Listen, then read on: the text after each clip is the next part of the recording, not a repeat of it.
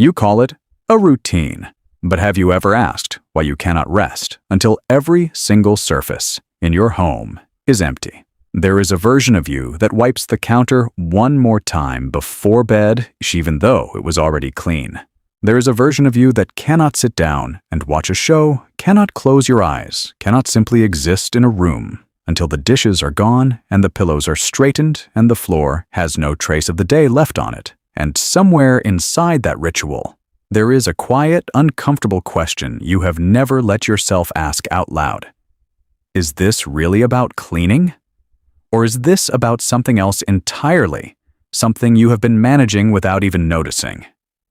Here is the truth that most people never say out loud, and it might sting a little. Daily cleaning is rarely about hygiene.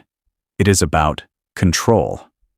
When everything around you feels unpredictable, chaotic, uncertain, cleaning becomes the one place where you get to decide what happens next.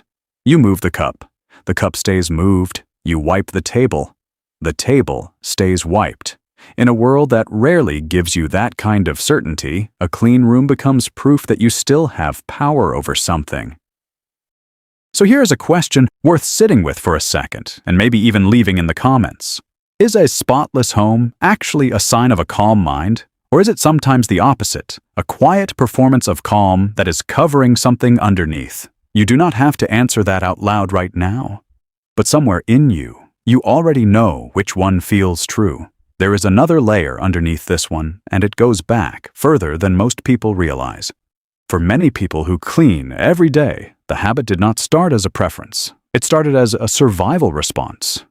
Maybe you grew up in a home where mess meant conflict.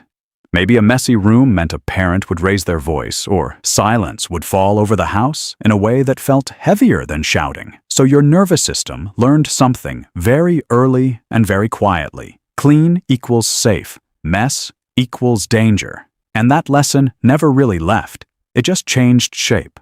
Now you are an adult, and your home does not have to be a battlefield anymore, but your body still reacts as if it does. That constant urge to fix, to straighten, to eliminate every trace of disorder is not really about dust. It is an old alarm system still running in the background of your life. And this is where the shift in thinking happens. The one that actually changes something. You are not lazy when you cannot relax in a messy room. You are not obsessive for needing order. You are not broken for needing everything in its place before you can breathe.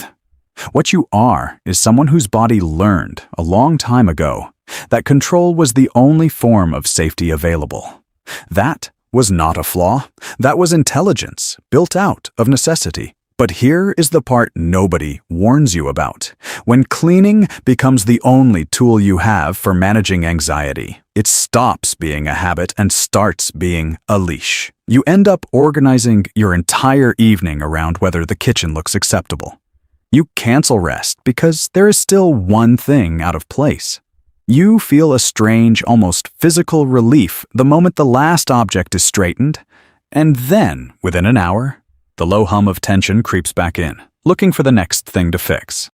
If you are still here, if any part of this has felt uncomfortably familiar, this channel exists exactly for moments like this one, the quiet ones where you finally understand yourself instead of just judging yourself. Staying around here means you keep getting these small, honest reframes that actually change how your days feel, not just how your rooms look.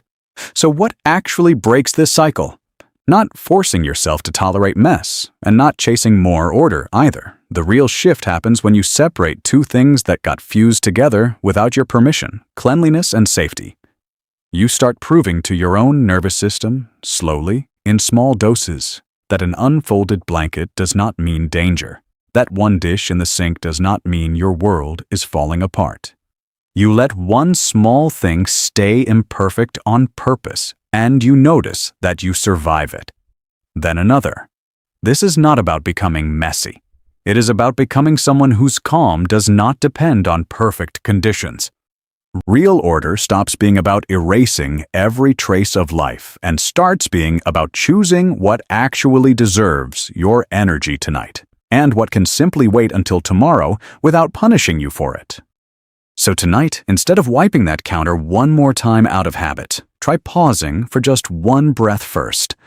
Ask yourself quietly, am I doing this because it needs to be done, or because sitting still feels unsafe right now?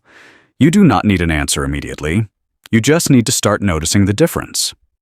That single moment of noticing is where the real cleaning begins, not on the counter, but in you. If this described more of your evenings than you expected, say it plainly in the comments. Sometimes the most honest thing you can write is simply, "This is me,